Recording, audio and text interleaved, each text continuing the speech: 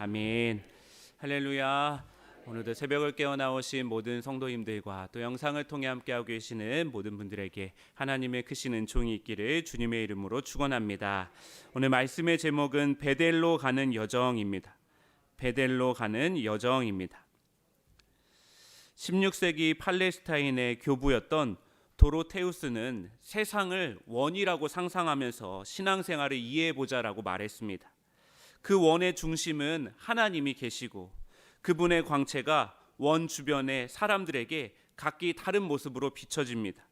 그러면서 도로테우스는 하나님께 가까이 가고자 하는 모든 이가 하나님이 계신 원의 중심으로 다가간다면 그들은 서로에게 다가가는 동시에 하나님께 다가가는 것이다 라고 말하였습니다.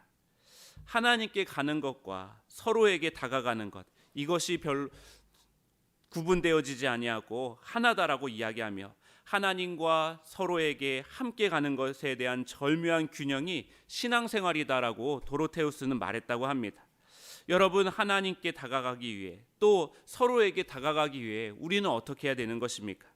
나 자신에게서 떠날 줄 알아야 합니다.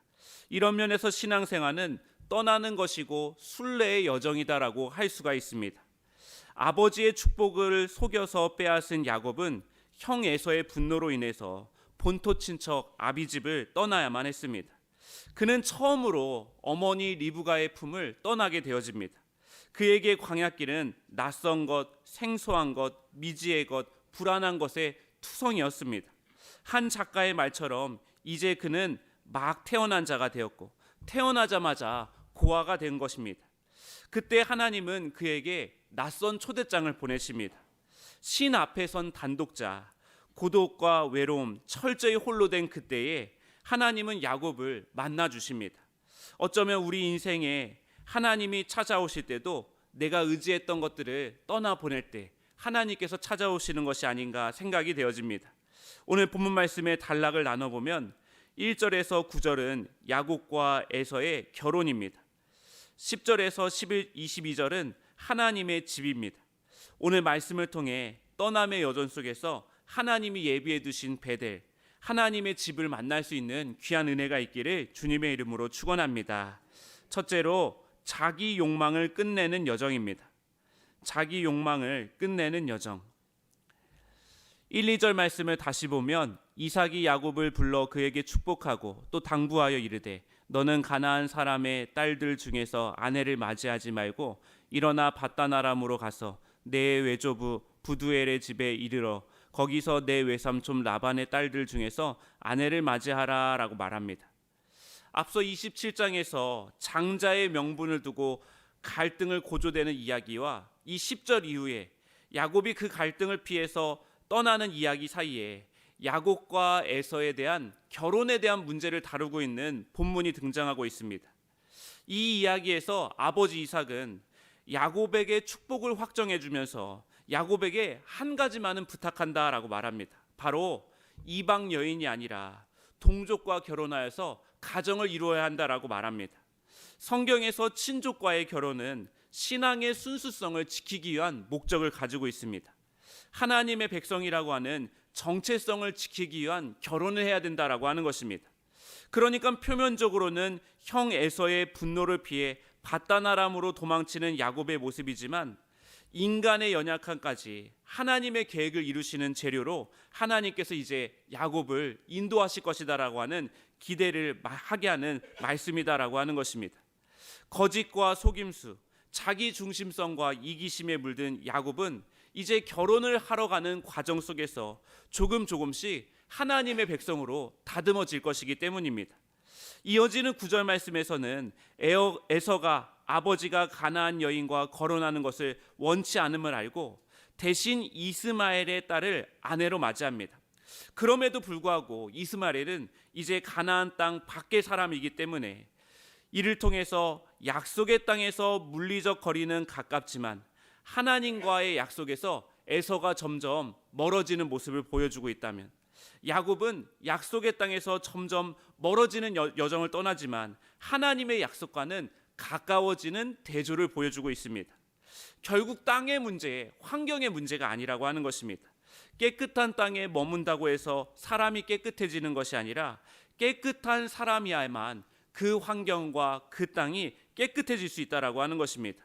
그래서 환경을 탓할 것이 없다라고 오늘 본문은 이야기하고 있습니다. 다석 유영모의 책에서 그는 깨끗이라고 하는 단어를 재치 있게 설명을 합니다. 깨끗의 깨자는 깨우침이고 끝자는 끝낼 끝자라고 이야기하면서 깨달았다면 끝낼 줄 알아야 한다라고 말합니다. 사랑하는 성도 여러분, 성경에는 깨닫고 끝낸 사람들의 이야기가 참 많이 있습니다. 요나는 물고기 뱃속에 들어가 비로소 자기 고집을 꺾고 하나님께 엎드려 기도합니다. 요나서 2장 3절에서 6절 말씀에 주의 파도와 큰 물결이 내 위에 넘칩니다. 내 영혼까지 물에 잠겼습니다. 내가 산의 뿌리까지 내려갔고 땅은 빗장을 질러 나를 가두었습니다 라고 말합니다. 그는 가장 어두울 때 하나님께 엎드리자 하나님이 물고기를 시켜 그를 육지로 토해내게 만들었습니다. 새롭게 태어난 것입니다. 새로운 세상에 들어간 것입니다. 이제는 어두운 물고기 뱃속이 아니라 구원의 빛이 임하는 하나님 뱃속의 인생이 되어졌다라고 하는 것입니다. 오늘 본문의 야곱도 마찬가지입니다. 그가 부엘세바를 떠나 하란으로 가던 중에 첫째 날 밤속 꿈속에서 하나님을 만나게 되어집니다. 다음날 아침 그가 자고 베고 누웠던 돌베개를 기둥 삼아서 그 위에 기름을 부으며 예배를 드리고 그곳의 이름을 베델이라고 불렀다고 합니다. 그는 누군가의 손에 이끌리지 않고 처음으로 스스로 하나님을 예비했던 그 순간을 베델이라고 고백을 하고 있습니다. 여러분, 야곱이 자신이 자고 뱉던 그 돌베개를 세워서 그 위에 기름을 부었다라고 하는 것은 무엇을 의미하는 것일까요? 이제는 자기 욕망대로, 자기 뜻대로, 자기 힘대로 살아왔던 자기 노력을 다 버리고 이제는 하나님 뜻대로 하나님의 힘으로 하나님께 헌신하겠다라고 하는 상징이다라고 하는 것입니다. 이것을 기름 부음 예배라고 부르고 있습니다. 이 행위에 대해서 한 목사님은 예배란 하나님의 언약 가운데 자신의 삶의 야망과 욕망 위에 기름을 붓는 것이다 라고 말하였습니다. 예배를 통해 야곱은 자기 욕망과 욕심의 고삐를 채우면서 이제는 하나님 백성답게 깨끗으로 가는 여정을 떠나게 되어지는 것입니다. 그래서 그곳의 이름을 19절 말씀에 보니까 옛성 루스가 아니라 베델이 되어졌다라고 하는 것입니다. 옛된 삶을 끝내고 이제 새로운 삶을 향한 여정을 시작했다라는 것입니다. 사랑하는 성도 여러분, 우리는 예배를 통해서 자기 욕망에 하나님의 기름을 부을 줄 알아야 합니다. 옛성 루스의 삶, 옛 자아는 끝내고 거듭난 삶, 깨끗 거룩을 향해 나아갈 때 그곳이 바로 하나님의 집 베델이 되는 은혜가 있을 줄 믿습니다. 둘째로 찾아오시는 하나님을 맞아들이는 여정입니다. 찾아오시는 하나님을 맞아들이는 여정. 12절에서 13절 말씀에 꿈에 본즉 사닥다리가 땅 위에 서 있는데 그 꼭대기가 하늘에 닿았고 또 본즉 하나님의 사자들이 그 위에서 오르락내리락 하고 또 본즉 여호와께서 그 위에 서서 이르시되라고 말합니다. 광야에서 돌을 베고 잠들었던 야곱은 꿈결에 하늘에 닿는 계단 위로 천사들이 오르락내리락 하는 것을 보게 되어집니다. 잠에서 깨어난 야곱은 17절에 이곳이 하나님의 집이라는 사실을 두려움으로 깨달았다라고 말합니다. 길 위에 돌베개가 놓인 그곳이 특정한 장소여서 하나님의 집이라고 말한 것이 아닙니다. 사실 옛성 루스라고 하는 지명은 과거에 성터가 있었던 곳이지 지금은 별 의미가 없는 장소라는 것을 암시하고 있습니다.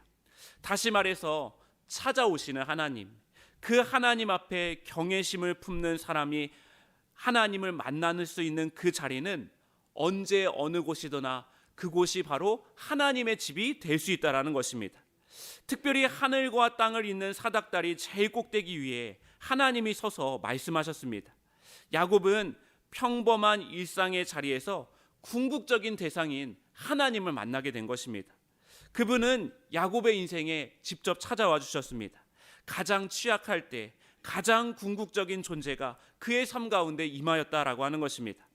어쩌면 우리가 주님을 더 깊이 만나지 못하는 까닭은 아직도 내가 너무 강하기 때문에, 아직도 내가 의지하는 것들이 너무 많기 때문이 아닐까 돌아보게 되어집니다.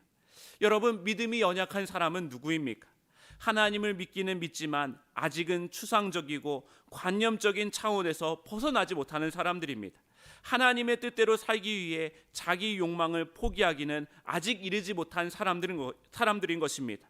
아직 믿고 의지할 구석이 많아서 전폭적으로 하나님께 자신의 삶을 맡기지 못한 사람이다라고 하는 것입니다. 신학자 폴 틸리는 믿음이란 궁극적인 것에 사로잡힌 상태다라고 말하였습니다. 믿음은 내가 믿고 의지하는 것들을 하나님이 강화시켜 주시는 작업이 아니라 나의 관심과 나의 의지가 인간의 궁극적인 관심이신 하나님께 확 붙들려 메어지는 과정이라고 하는 것입니다. 그래서 믿음의 주체는 내가 아니라 하나님이십니다. 내가 하나님을 만나기 위해 노력하는 것이 아니라 하나님이 나를 만나기 위해 하늘에서 땅으로 사닥다리를 내리시고 우리의 삶 가운데 찾아오심을 찬양하며 기뻐하며 감사하는 것이 믿음의 행위라고 하는 것입니다. 그래서 믿음은 내가 믿는 것이 아니라 믿어지는 과정이다라고 하는 것입니다. 일상의 삶의 자리에 하늘의 빛을 끌어들일 때 일상은 하나님을 만나는 베델로 변화되게 되어집니다. 청소를 하고 밥을 하고 가르치고 땀 흘려 일하고 어울려 놀고 사랑을 나누는 모든 행위가 하나님과 만나는 행위와 전혀 무관하지 않다라고 하는 것입니다. 시편 37편 5절에서 7절 말씀을 세번역 성경으로 보면 내 갈 길을 주님께 맡기고 주님만 의지하여라. 주께서 몸소 도와주실 것이다. 너의 의를 빛과 같이 너의 공의를 한날의 햇살처럼 빛나게 하실 것이다. 잠잠히 주를 바라고 주님만을 애타게 찾아라. 가는 길이 언제나 평탄하다고 자랑하는 자들과 악한 계에도 언제나 이룰 수 있다는 자들 때문에 안달하지 말아라 라고 말합니다. 여기서 안달하지 말아라 라고 하는 표현은 불평하지 말아라 라고 하는 뜻으로 번역이 가능하다고 합니다. 시인은 불평하지 않고 살아가는 삶의 비결은 주님을 의지하고 주님을 애타게 찾는 그 마음에서 비롯된다라고 말하고 있습니다. 주님은 지금도 우리의 인생에 찾아오십니다. 내 갈 길을 주님께 맡기고 주님만을 의지할 때, 주님만 바라고 애타게 찾을 때 주님은 우리의 삶을 햇살처럼 밝게 하시며 우리의 삶 가운데 찾아오신다라고 하는 것입니다. 사랑하는 성도 여러분, 찾아오시는 하나님을 맞아들이기 위해 우리는 역설적으로 더 취약해져야 합니다. 야곱은 그동안 어머니를 의지하여 자기 욕심을 의지하며 살아갔습니다. 그러나 어머니의 곁을 떠나고 자기 욕망도 이룰 수 없는 상황이 되자 그의 과거는 죽고 하나님의 의지로 살아가는 새로운 삶, 베델로 향해 나아가는 여정의 삶이 시작되어졌다라고 하는 것입니다. 오늘 저와 여러분의 일상의 삶의 자리가 하나님을 만나는 베델이 되어지기를 주님의 이름으로 축원합니다. 셋째로 경외의 대상을 바르게 하는 여정입니다. 경외의 대상을 바르게 하는 여정. 16절에서 17절 말씀에 야곱이 잠이 깨어 이르되 여호와께서 과연 여기 계시거늘 내가 알지 못하였도다. 이에 두려워하여 이르되 두렵도다. 이곳이요 이것은 다름 아닌 하나님의 집이요 이는 하늘의 문이로다 하고 라고 말합니다.